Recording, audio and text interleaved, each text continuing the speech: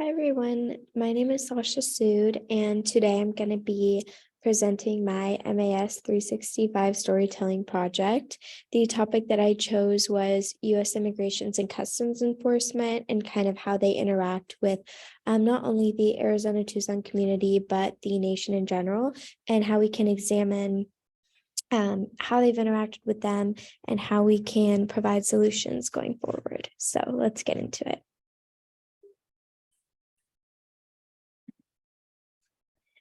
So first off, I kind of want to give a very brief overview of what exactly I'm going to be talking about today. So first, I'm going to give some background about U.S. immigrations and enforcement and customs enforcement. So kind of what is ICE and just giving information about the system in general. Next, I'm going to dive into some history about ICE in Tucson and kind of how they've interacted with Tucson in the past. And certain events that have happened. And third, I'm going to go through modern treatment between the Tucson community and ICE, so how they both interact and certain news events that have happened more close to today and age. Then I'm going to go through some national effects of ICE and how certain mistreatment can be impacting different communities and just kind of how ICE is viewed as a nation. Then I'm going to go through some solutions and find ways that we can make systemic changes and improvements considering the experiences that certain communities have had with ICE in the past. And then as a finale, I'm going to close out and provide my references and just kind of a final overview of everything. So let's get into it.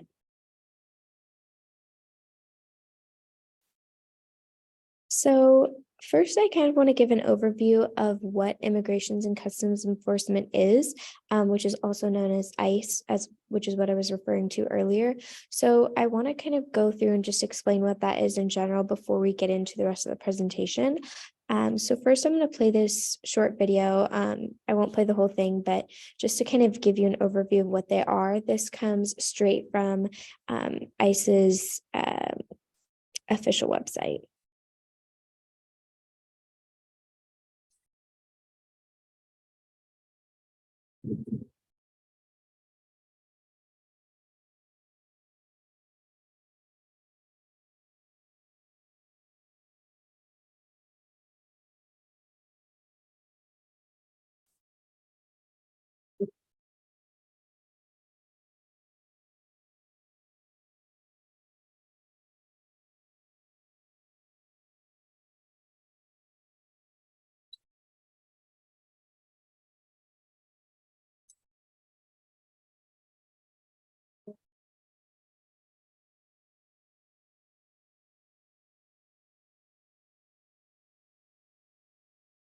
Okay, so essentially, ICE is a policing agency that works under Homeland Security, and its main responsibility is within the United States to kind of work with cross-border crime and illegal immigration.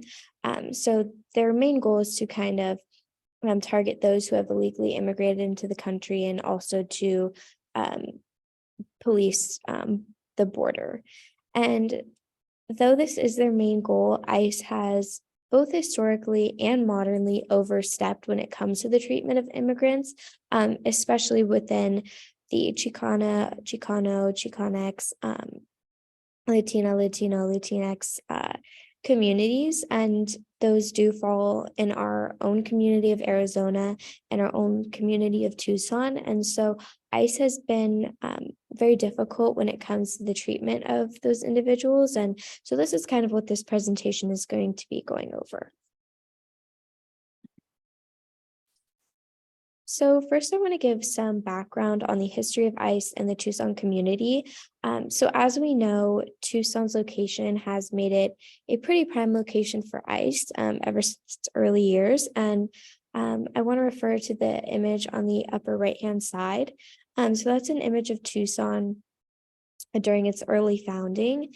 And so even back then, there was a very big Hispanic population just because of Tucson's location, it being close to the border. And even today, Tucson has a 44% Hispanic population. And so there's a very big Hispanic community within Tucson just because of the location and its proximity to Mexico. And because of that, Arizona and Tucson in specific have become kind of a more common ground for ICE and for border control. So in 1926, Arizona's main border control sector was actually moved and headquartered, to Tucson, and it now is one of the busiest sectors within the southwest border. If you look at the image just below the one I was referencing before, you can see that there are a ton of ICE regions within Tucson and Arizona in specific. The Tucson ICE location in specific covers 262 miles between the Yuma County line all the way to the Arizona-New Mexico line. So there are a ton of different border concentration areas within Tucson and the community in general. And it's been like that for a very long time just because of Tucson's location. So what does this mean for the relationship between ICE and the Tucson community, and how has that transitioned over to today? So as I mentioned, because of the proximity, there is a lot of ICE activity within Tucson. So the relationship between the Tucson community and ICE is very complicated.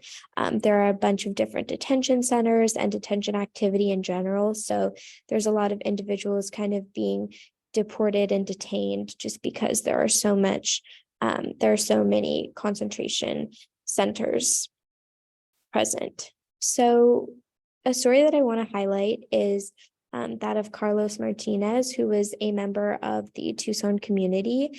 And his story goes to show a lot about the relationship between ICE and the community in general. So he was actually a DACA recipient and a dreamer. And what that means is that he was brought over to the United States when he was a very young child, and then he grew up here from that. So he was very close to the community. He was actually earned a MBA in computer science at the University of Arizona and remained present in the community since then. However, during the height of COVID, he had some struggles in terms of finding employment. And so he became frustrated and wanted to visit some of his family back in Mexico. So he went through Sonora and crossed the border and ended up being detained. And because of that, he was deported and has not been able to come back. And it just kind of goes to show that even though members who have been in the Tucson community for a long time have kind of grew up here, lived their entire life here, ICE continues to kind of hunt them down and then deport them without considering the past they've had or considering the fact that he was a DACA recipient in this case. So because of that, there is a lot of conflict between Tucson and the ICE community in general. And also because of that, there have been a bunch of different programs created and organizations that have been created to help these members. And something that comes to mind is the Florence Immigration and Refugee Rights Act project. And this is a Tucson community specific organization, and it's comprised of Tucson community members who have expertise with the law. And so their main goal is to provide any legal efforts or legal aid to people who are coming into contact with ICE and who need people to support them and need to be more knowledgeable about what to do in their situations. So there have been a lot of pushback against ICE in the community in general. So next, I want to get into how ICE is viewed on a national level and the implications that it can have. So on a national level, ICE has had a lot of issues with the treatment of people and how it has come into contact with people, and individuals are finally kind of beginning to fight against that. So a story that comes to mind is about a local man who was deported to Mexico 1 week after a traffic stop. And in specific, this was a Houston area man whose name was Gerardo Martinez Morales. He was 52 years old, had lived in the US for a majority of his life, was a father of four, a grandfather of three, was the main provider for his family, paid taxes, did everything for them.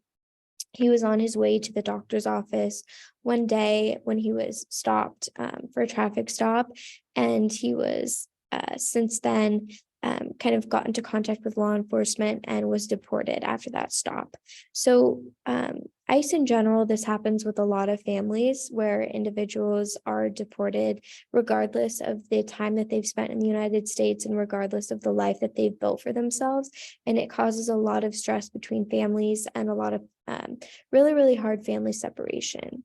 And that's something that happens not only in Tucson, Arizona, as I mentioned on the earlier slide, but in general across the United States. And something else that happens is that ICE does not provide humane treatment to those who they have detained. So there have been a bunch of different stories about how ICE provides inhumane treatment. Something that comes to mind is during the height of COVID, during 2020, ICE had kept a bunch of families and children in these kind of cages, these cells, and they were providing inhumane and inedible food. The sleeping arrangements, living arrangements were not good. And in general, there was just a lack of care towards these immigrants. So considering what we've seen about ICE and everything that they have kind of done in terms of mistreatment, I want to get into some solutions and how we can look forward and assess changes that we need to make. So in my opinion, I think that the entire immigration system in general needs to be reassessed. I think the immigration process should include more pathways to citizenship. So what I mean by this is the reason why there are so many people who, cross the border, come over in the Arizona region and Tucson region and just in the entire United States in general is because our immigration system and immigration process is really challenging, and it takes a really long time to get citizenship approved. And sometimes people don't have the resources to be able to go through that process.